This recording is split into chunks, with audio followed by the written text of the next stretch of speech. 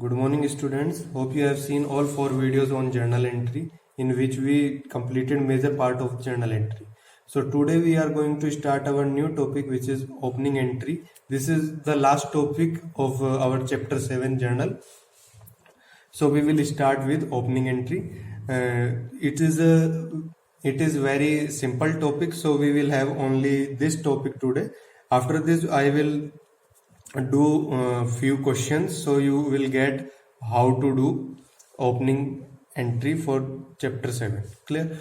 First thing is opening entry. While passing an opening entry, all assets are debited. As we have studied the golden rule that all assets are debited individually, whereas capital and liabilities are individually credited. If capital is not given, it is calculated by applying the following accounting equation.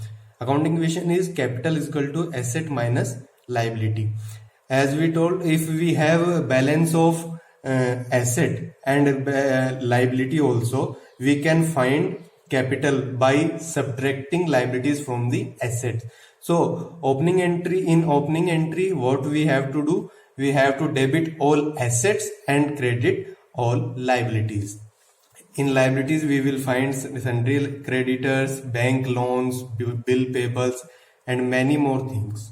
So this is a balance sheet we have. In this side, we have liabilities. In liabilities, we have sundry creditor of 56,000 and capital of 2 lakh. As we have stated, if we don't have capital, we need to find it. But in this question, we already have capital with us. In assets, we have cash in hand, that cash that we have with us, cash at bank, that cash that we have at bank. Next is sundry debtor. Sundry debtor are those whom we sold the goods and they need to pay us back. We sold goods them on credit, so they will pay back to us for whatever we have sold to them. Closing stock is the stock that we have. Next thing is machinery and equipment. And the total of asset side is also same as the liability side, 2,56,000, 2,56,000. So this balance sheet is on balance sheet as on 31st March 2020. So our opening entry will be on 1st April. Here we have an opening entry on 1st April. Opening entry on 1st April will be 2020 April 1. We need to put date first, then it is particular, then it is amount debited and credited. So entry will go like this. All assets will be debited. So we have assets cash in hand, we will debit it. Cash at bank, we will debit it. Sundry credit debtors, we will debit it. Stock, we will debit it. Next is machinery and equipment, we will debit it. On credit side, we have sundry creditors 56,000, so we will credit it because it is an liability, and as earlier I told about golden rules that all assets will be debit and all liabilities will be credit. Hope all you have seen the 7 videos on accounting terms, which I provided a YouTube link, because those 40 terms we will use in accountancy further also. So if anyone missed those videos, please go and watch all these 7 videos on accounting terms for chapter 2nd. So in this case, we already have capital balance with us, so the to capital account will be 2 lakh. The total will be same, as all assets are debited and all liabilities are credited. So we will have another question for opening journal entry, but in this question we don't have capital. So we need to find out the capital by using our accounting equation, which is capital is equal to asset minus liability. So we need to deduct all liabilities from our assets. So we have balance of cash in hand 6,000, cash at bank 25,600, stock of goods, this is also an asset, machinery, furniture. Abdul is an debtor for us. Neeraj 26,000 is an debtor for us. Bank loan 50,000. Amit 6,700 creditor. So we have two liabilities here, bank loan and Amit. So we need to find capital by balancing the figures. So we will start by posting journal entries. First we need to debit all assets, cash in hand, account debit. Next is cash at bank account debit. Next is stock, so closing stock,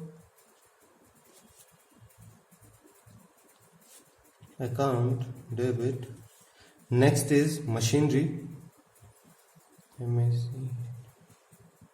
machinery, account debit. Next we have furniture,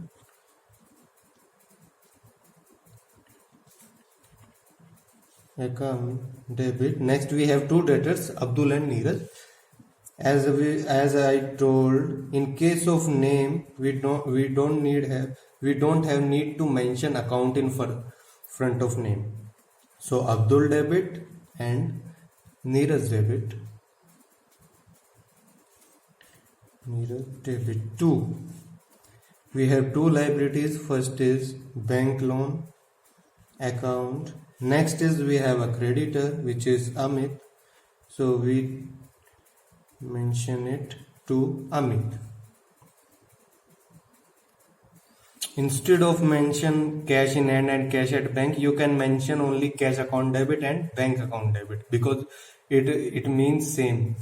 Next is closing stock, next is furniture, next is machinery, then our debtors Abdul and Neeraj, then liability, and then Amit. So we need to provide all the amounts for debtors. First is cash we have 6,000. Next we have bank we have 25,600. Next we have closing stock, which is 9,000. Next we have machinery balance is 45,000.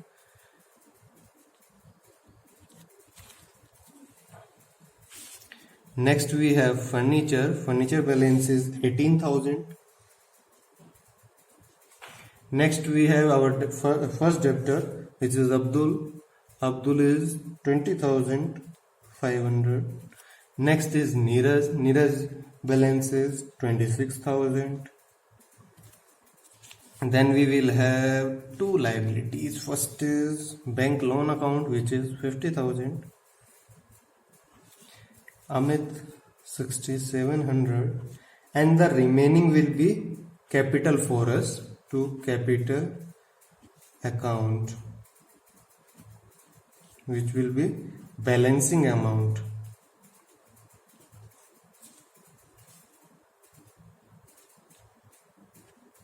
What we need to do, we need to sum up all the assets and deduct liabilities from that. The remaining balance will be capital for us. Okay, so we are sum up asset balance. Next is 18,000. Next is 20,500. Next is 26,000. So asset total will be, and liabilities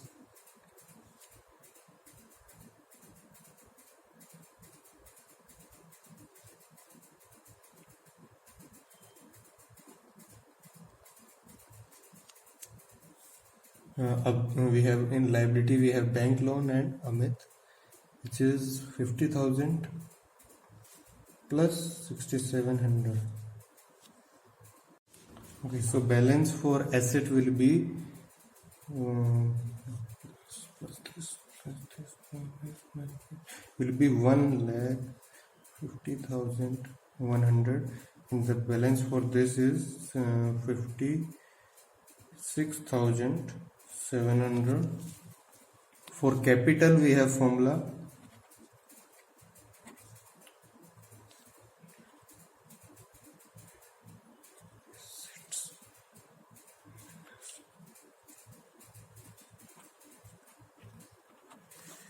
So it will go 1,50,100 minus 56,700, and it will go 11 minus 4, 400, and then it will be 93,400. So this is capital for us, and we will put our balance of capital here, which is 93,400. So I will explain once again what we have did. We debited all assets cash account debit, cash at bank, closing stock, machinery, furniture, debtors, and we have credited bank loan and creditors. After deducting all liabilities from asset balance, we got capital balance. By using the equation capital is equal to asset minus liability. Okay, I am now taking a question from your textbook, which is question number 27. It basically for trade discount and cash discount. Cash discount we will provide only in case of cash payment, or maybe any condition if purchaser satisfying, like if seller have an condition that if you pay within these days, maybe 4, maybe 5, maybe 15 days, I will have an extra discount, cash discount, which is 5% or maybe 10%. So we will have a single question on it. First is Oswal Woolen Mill, Amritsar, Punjab, sold to Gupta, sold Jaipur as per details. How much sold to Gupta souls? 100 souls at the rate 200 per soul. So we got the amount of the sale. Next thing is on 4th January 2020, trade discount 25% and cash discount 5% if full payment is made within 14 days. So Oswal have a condition on Gupta that if you pay amount within 14 days from the sale, and the sale is happened on 14th January, if within 14 days you pay, Oswal will provide an extra discount of 5%. So what they did, Gupta Soul sent 50% of payment on 14th January. So Gupta paid only half of the amount. So Oswal will provide cash discount only on that amount that Gupta had paid. Remaining balance of the payment, Oswal will not provide any discount, because remaining payment when he did, and the balance payment on 10th Feb. So on 14th January if sale is happening and period of 14 days they provided, so from 14th January you have to pay within 14 days. It's approximately 28th January, but Gupta traders paid on 10th Feb, so they will not eligible for cash discount on remaining payment. But in case of 50% that they have paid on the time of sale, they are eligible for the cash discount. So amount of sale. Okay, so Oswal sold 100 soul at the rate 200 per soul. So amount will be 20,000 and provided a trade discount of 25%. So as we earlier studied that trade discount will directly minus from the amount. So 25% we need to find of 20,000, which is 5,000.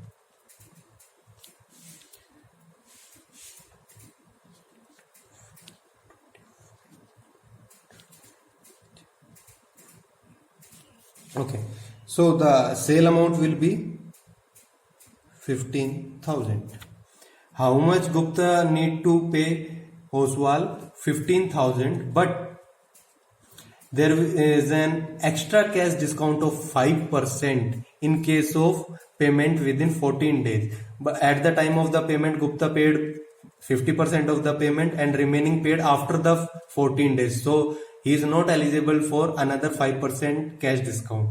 So what we need to do? We need to do and pass a journal entry in books of Oswal, because Oswal is a seller, so he will receive the money. They did not mention whether it from bank and whether it for cash, so we will use cash account debit to sales, and the sale amount is 15,000 because they got 5,000 as trade discount from the sale value. So sale value will be 15,000. how much they received from the Guptas, half of that amount, 50% of that amount. So Gupta will receive and discount on that amount. We are doing this entry on 14th Jan. On 14th Jan, he paid half of the amount. So Oswal received 7,500 from Guptas. So the amount he paid on 14th January, he will get a 5% cash discount, as we earlier stated, on that amount that he already paid. So discount allowed account debit will be 5% for 7,500. It will go 7,500 into 5% upon 100 is equal to 375. So we have discount amount is 375 because he already paid us to 50%. So the discount he will receive the in remaining amount, because we sold goods for 15,000 and he paid only 7,500. So he received a discount of 375 on this amount. The remaining will be credit on Gupta. So we will mention Gupta name here, Gupta debit, the remaining amount. So Gupta is indebted of 7,125 more.